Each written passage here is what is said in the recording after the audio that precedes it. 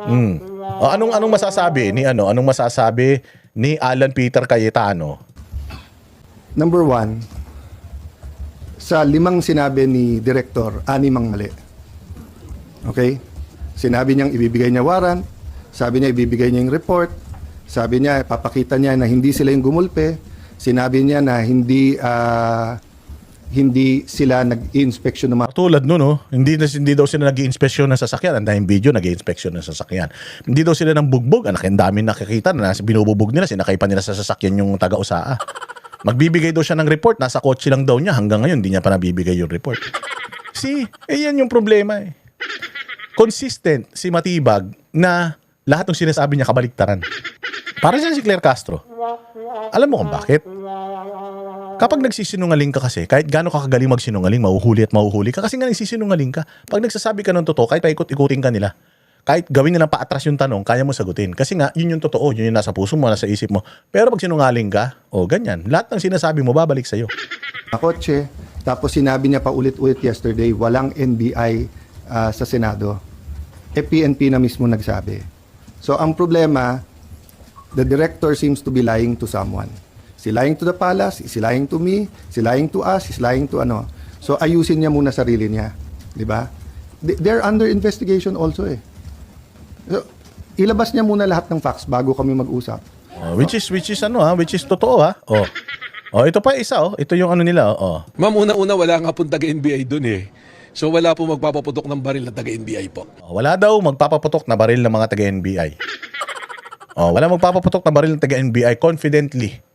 Sinabi niya yan. Basa pa yung buhok niya. Sinabi niya wala. Sasabihin mo bang hindi siya sinungaling? Kung ganito sasabihin ni Claire Castro. Wala pong pupunta doon na NBI. Agad nagpaputok ng warning shot si Sergeant at Arms Mau Aplasca. At dahil doon, napilitan ding magpaputok ng warning shot ang NBI agent. So sino nagsisinungaling? Si BBM at si Claire Castro o si Matibag? Kalinaw-linaw na sinabi ni Matibag dito sa sa statement niya. Una-una wala nga pong taga-NBI doon eh. So wala po magpapaputok ng baril na taga-NBI po. Walang magpapaputok na baril na taga-NBI. Paano nangyari yun? Si Sergeant at Arms Mau Aplasca. At dahil doon, napilitan ding magpaputok ng warning shot ang NBI agent. Nagpaputok ang NBI agent. Sabi nung isa, wala daw NBI agent na armado, ba't daw paano may magpapaputok? Kung gaano ka-complicated yung ginawa nilang problema, na sila mismo ang nagbibisto sa mga kasinungalingan nila. Divine intervention to. Diyos ang nag-aano nito, nagbibisto nito mga boss. Wala pong mga baril yung mga tao po. Walang baril ang mga taga-NBI. Walang baril mga taga-NBI. Kung walang baril taga-NBI, paano sila nakapagpaputok? Ano yun? Tirador? Ano yun? Ray gun? Ganon? Kilala niyo ba si Eugene, yung nagre-ray gun? Ganon ba yun? Opo. Wala po. Dahil hindi po kami talaga pupunta ron because that is the agreement and that is the order po. Ayan May kakaputok. Anong tawag mo dyan? Hindi baril yan? Laruan yan? Laruan?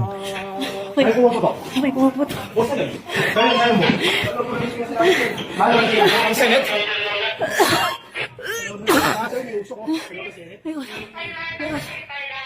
Tago kayo sa ano? Tago.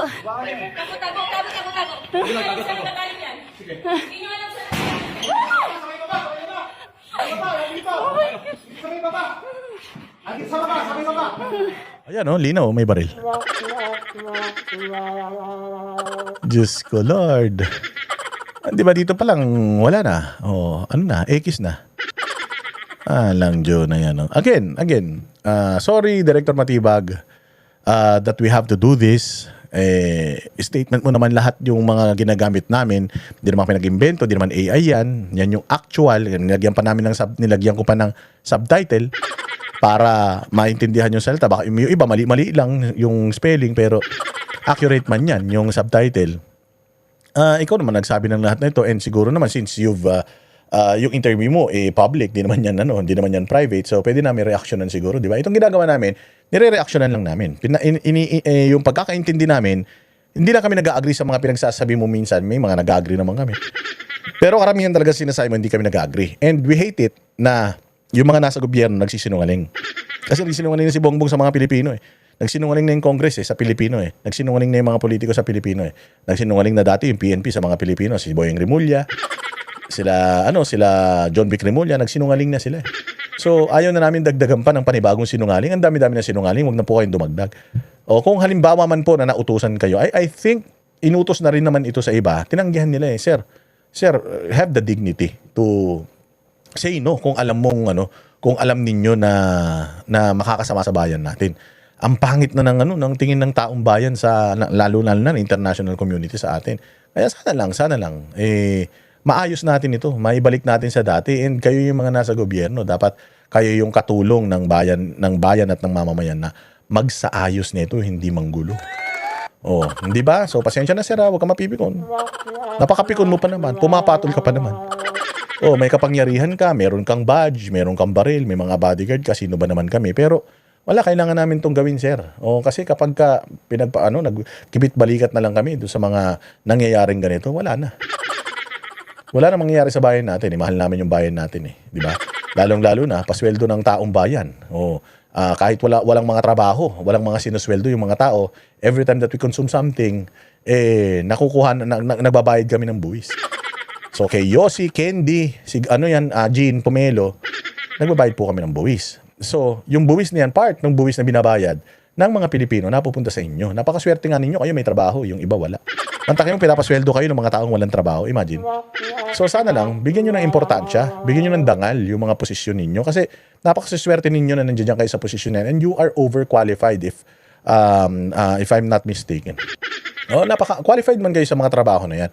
Sana lang gawin nyo na lang ng tama. Kasi kung gagawin nyo ng tama, promise, walang magre-reklamo. Baka katulad ni Pangulong Duterte, i-celebrate pa kayo. Di ba? Maraming salamat mga banteros. Kita-kita po tayo ulit sa susunod na vlog. Like and share. Huy, super thanks ka naman. Pakuripot mo. Para may pambayad tayo ng buwis at pampasweldo rito sa mga nasa gobyerno na to. Maraming salamat po. Magandang umaga, tanghali, gabi.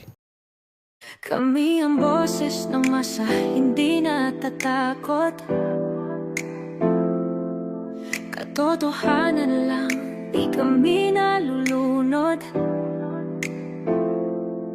Walang bahid ng sismis, lahat ay totoo. Kahit sino ka pa, pag mali ka babanatan ka. Walang pinipili kulay, wala kaming kinikilingan. Basta para sa bayan, kami lalaban. Pagdama palakpakan, pag mali banatan, di matitinag, di matatakot. Para sa bayan, tuloy ang sigaw. Sa harap ng kamera, walang halong takot.